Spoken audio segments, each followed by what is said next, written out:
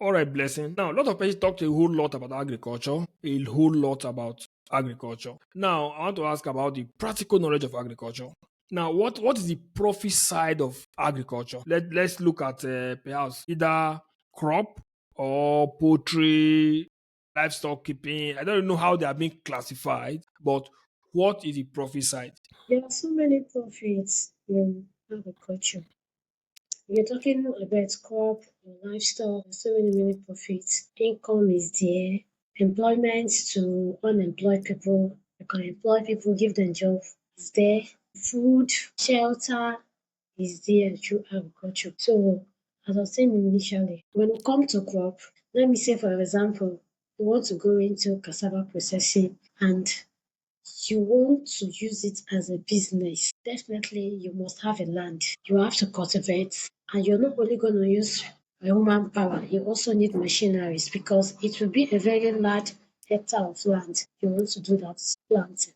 So after it, let's come to the processing. After every toiling on the land, let's come to the processing. Some persons love selling their own cassava there as roots. They love selling it. Why some like doing the processing because there is more to gain when you sell the products than you selling it as a root. Like I've done that business before, cassava business.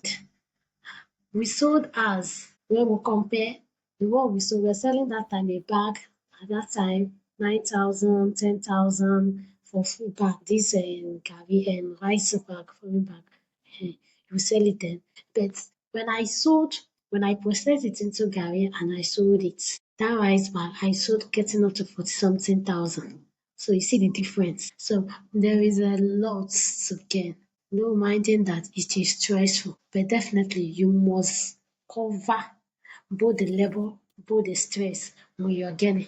Your income will cover it. It's going to cover it. And there are so many ways. Even let me say now, your own you have advantage. If you want to sell off now after processing it as garri, those chaff you got after grinding the cassava, those chaff you sieve out, you can still use it as semovita. You can still consume it. So many persons now are doing it.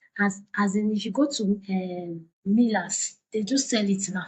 They sell it. You go there and buy it in bags. You sun dry it, you fry it, make sure it is dry like garri. You fry it. You get a corn, dry corn, fry the corn, go and mill them together. You will see it. When you do it, it's even more delicious than garri. Very delicious. It will look like wheat after serving it, look like wheat after preparing it. So there are so many, and also you can also sell it. The stem, you can sell the stem. Your cassava peel, your livestock can use it. Those keeping sheep and goats, those keeping piggery, they can use it. So there are many advantages there as in it generates income. Though the labor there is very intensive, but your income will cover the labor. You now come to livestock. In livestock now, let me go to poultry. Poultry, we have those that are for meat purpose and we have those that are for egg purpose. And we have the dual purpose, meat and egg. So definitely, let me say you are keeping that for egg purpose. You see yourself after everything, you're selling the egg, you're getting your income, you are also giving employment to those because as you are employing laborers, you are giving employment to those also profits. And you are also there's a point it will get when they reach at the peak of laying, you have to sell off. Can you hear me? Yes, I can hear you. Okay, now let's do a little bit comparison. Now, let's say someone want to go into agriculture, for example. Now, in terms of poultry and sheep, goat, and pig, which of these is, how would I put it, is more profitable? Yeah, let me use that word. It's more profitable. I'll say poultry is more profitable and it will only be profitable when you invest in it because it requires a lot of capital to start. You not just unlike when we say sheep and goats. So sheep and goats, they'll have longer periods to stay and you can be feeding them with your kitchen waste. But poultry, you can just stock and keep them 6 weeks, 8 weeks, you're selling them off for broilers and you're stocking another one, your money is coming. The goats are still there, you're still waiting for them to give birth to offspring. You are still waiting for their offspring to give birth to another offspring while you're there making your money in poultry. It's just that when it comes to the feeding, it's very, very, very expensive. That is what is making people to lag behind in poultry, as it's discouraging many people. All material is very, very expensive, very, very, very expensive. Because you will not tell me that you're keeping poultry, you're keeping birds for the purpose of you selling it to get an income, and you are giving them kitchen waste. No, they will not give you. Poultry is all about garbage in, garbage out. So what you give them, that's what they give you. And then you can only sell them when they are looking for us. It's feed that will do it. So that's it. Fantastic. Now, For sheep and goats, even if you don't have money, you can keep sheep and goats, but it will not give you that kind of income poultry will give you. now let's look at the risk side. Now, how risky is this business? Okay, in poultry, there are lots of risk. Like now, you see many persons going into poultry farming, all because they see that some persons are doing it and they think that it is just that easy. Not, they are not ready to consider and to put down some things as in have their business plan to know how this business will go. You just see them jumping into it. And any business you jump into because you see others doing it, definitely you're going to jump out. You will see some hypothetical patients, they are doing it. Yes, the money that comes out from poultry, once you invest, you get money and you see people saying, you sure this guy is not a ritualist because of the kind of money that is coming out. And you see people, when people see you cashing out, they not think that it's like that. You see someone who just count 1 million and go and stock a base of like 1,000 beds or go and stock 2,000 beds, thinking just when you stock them, you'll not be looking at them, they'll be looking at you. Not knowing that there are some little, little things that matter. Some persons are into it on skilled levels, they are so much in it. And you see them when their parents fall sick, they don't know what to do. I am surprised. I see some persons now, they now use traditional herb for poultry. I'm seeing it of recent. They will carry scent leaf, bitter leaf, they'll squeeze everything and give to the and give to the birds. And tomorrow you come and be saying, your own is not like Mr. A own. Mr. A is skilled. You have to be skilled. And when you don't skill, you jump into it. You don't ask questions. And you're not ready to attach yourself with people that know it. You're not ready to ask questions, to seek knowledge. Definitely. You will see that money you invest, to sink. To just sink, you will not see one naira out. That's why they will always say those that have BP issues should not go into poultry. Even big men that has farm, they know what they are suffering. The bigger your business, the bigger your risk. There is no business that does not come with risk. There's always risk. But the way you manage it, and it's when you have skilled personnel there, that's when you know you're going to scale through. But when you don't know anything in the business and you just start it and you're not ready to call someone to assist you and you think you can, definitely more than you get lost. That's it. You're not gonna get anything from it. That's it. And for those persons that and you see some persons keeping poultry, they don't know about the vaccination schedule, they just go and keep it. Tomorrow when the disease comes up, you see them falling due to one disease or the other because you were not able to vaccinate against. Because vaccination is prevention against disease, breakage of disease. But you see them because they don't know it. And some of them, it's not only you see some of them, they will tell you that yes, they know how to vaccinate. We know we keep vaccine. But again, do you know the dosage? The water has measurements. The vaccine has measurements. You calculate it with the number of flocks you have on ground. You not just go and carry a full bowl of water and one bottle of maybe 1,000 dose and mix it and give. No, we have. And there are some little, little secret principle the birds have to undergo before taking the vaccine so that the thing can work effect. But you see them, some of them don't know. They just do it because others are doing it. And tomorrow you see your birds falling for that new castle you vaccinated against. They are still following it. Some of them don't know that when vaccinating, those vaccination, that vaccine is not supposed to touch on the floor. Some of them don't know that. Once it's on the floor, it's growing. The virus is growing from there. And when birds pick it, you see it transferring to others. Some of them don't know the little, little, everything has these secrets. They don't know, but they will just want to. That's why you see most of these farms, like the Obasanjo farm, you come to Agritech, all these bigger farms, you see that they have skilled personnel. Some of them employed Indians. Most of them are Indians because these people, they know what's up. They know what farm entails, not just smack anybody. And you see, one thing again with farm, If you don't want to pass through it, even if you don't want to be the person managing it, you want to bring a manager, go with someone that have passion for animals. You don't just employ anyhow persons, because when you employ anyhow persons, your animals will suffer. They will suffer. Unlike we Nigeria, many majority, let me say 85% of Nigeria doesn't have passion for animals. They see them as rubbish. So when you employ such person in your farm, maybe a bird fall sick, you don't see the person just use white leg and kick that thing off. When they have passion and they know that yes, as we as a human being, we have feelings. That is how animals have feelings. You will see them controlling that business as if it is their own. When you bring I don't care person, just get ready to lose. You will be spending, you will not even see where the money is going to.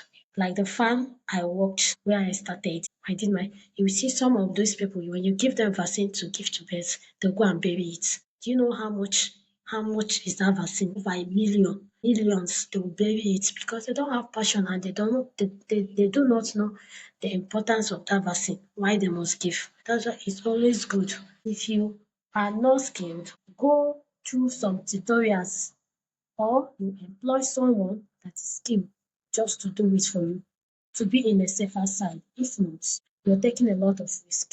That's what I have to say. Man, thank you so much, Blessing. That's really fantastic. Now let's look at now. We've had the theoretical knowledge, the practical knowledge. Let's look about the market. How is Nigeria market like in terms of agricultural produce or products? How is the market? Now I have perhaps some persons who maybe have palm trees that produce the palm front and produce red oil, while some other person maybe coconut, some other person various type of crops, as the case might be, while some other person livestock, be it birds, be it pig, goat, sheep. How is the market? Is the market there? Um, I would say the market is not encouraging because you see a farmer after suffering, getting raw materials you used in your farm, then time for you to sell it off, you start calculating. When you want to do something, as in when you want to sell something, you have to check your profits. They should be profits. Then now when you bring it out to the market for them to buy, they now begin to count for you. Like some of them will be telling you when it comes to poultry, they'll be telling you, does birds need fuel to lay egg? Not knowing that the feed the person spent, when you check, they don't understand. And when you tell them the price of a bird in the market, they will, as in they'll be looking at you. You're here to cheat them, all those kind of things. Though some persons uses their, some persons are selfish when it comes to money. They are greedy, they want to, but the market is not encouraging at all. It's not, and the government are not even helping. Because if ever the government have made these raw materials to be very easy to our own disposal, easy for us to get, easy for us to buy, definitely while we are selling a return, it will not be like that. But because everything is hard, and when you take it, sometimes you see a farmer go to farm with his product or go to market with his or her product, and the person will still come back without selling because of the price they bargain is not matching what, as in when after considering your time, your labor, everything, your input, as in someone will not be pricing you penny. That doesn't, it's not encouraging at all. It's not encouraging. I think the problem is, as if the government should try to help the farmers, because there is a lot of money, there is a lot of things to gain in farming, in agriculture. Agriculture is a bedrock, as if there is so much to gain in agriculture. But that is if only the government will give us room, just help us. So many persons now, many of our lecturers now, they are attaching themselves to agriculture, many of them due to hunger. Even if you don't want to sell, that little you are harvesting from your backyard is something you cover up. My house, we don't buy garri. Is that little cassava we have, that yam we cultivated, seeing it's something, at least you use that money you have to go to get those things, to get another thing. So at least they should make these raw materials to be accessible, easy to access, so that we in return, we can make the buyers to smile too.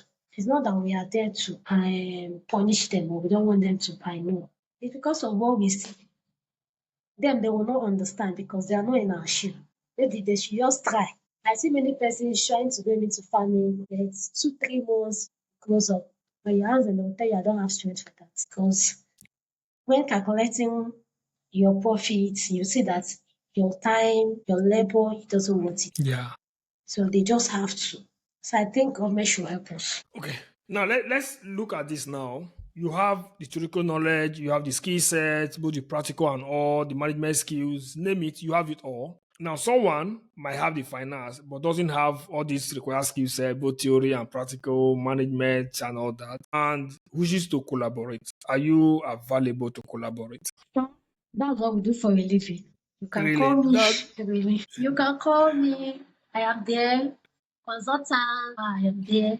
For canvassing, I am there. For lectures, I am there. You want me to start up with you. Good. Once you have the capital and you're ready for business, we move. What is there? You cash out, I cash out. Everything are profit. That's fantastic. I love that. Now, our last question for you before you leave. We appreciate your time with us. Now, the last question is: what's your advice for whether young persons, older persons, anyone that intends to go into agriculture? Either be it crops, be it livestock, be it whatsoever, but want to go into agriculture. What is your advice for stuff? What should these persons have in mind, and what is your advice to them?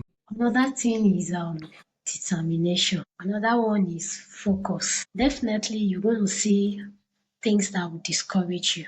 But once you've decided that yes, there is money there, oh, there is money. Once you decide that yes, I want to go into agriculture, my brother, my sister, don't go back. Even that little backyard, you can even start with vegetable. Just a little hectare of land, you can start with vegetable. There is money. You sell it, you cash out, and your money.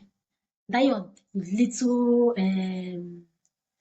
snare can do snaring, there is money there.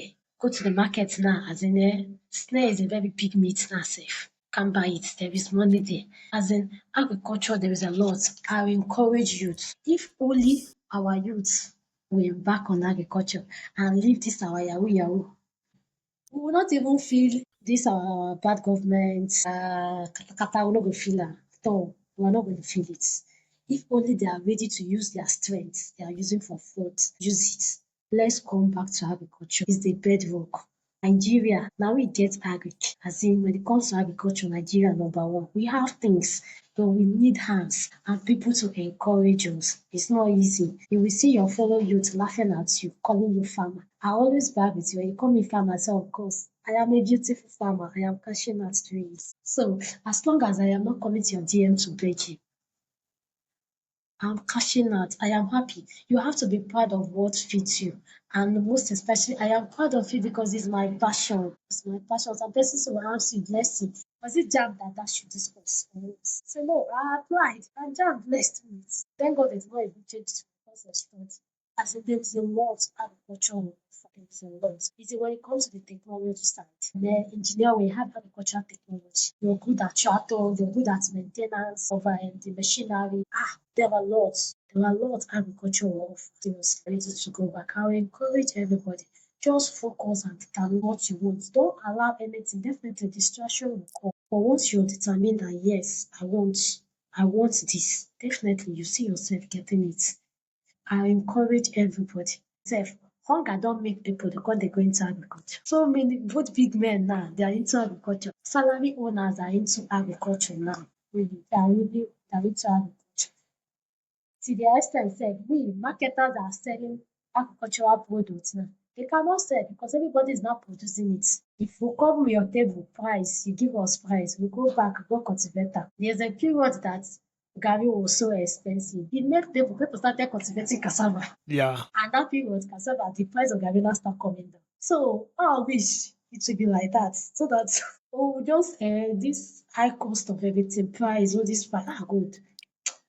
Nigeria will just come back to as in how I wish Nigeria will come back to that time I was still a kid. I can use 10 naira to drink mineral and bread. Dat time, that year. How I wish Nigeria will come. It's Yes. really fantastic. It's really fantastic. At least you've thrown light on right from how you started your passion for agriculture and down to date, and it's really nice. I'm also sure there are a lot of persons out there who perhaps will be interested in agriculture or has been interested or nurses this the hidden ambition, but looking for how to get started. I'm sure listening to you today, and they'll really be inspired and motivated to see how they can really get the ball rolling.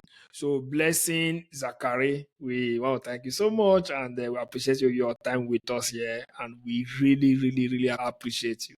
Thank you so much. Okay, all the Thank you, very, sir. very best in your endeavors, in your careers, and we wish you the very, very best. All right. Thank you, sir. Yeah, cheers.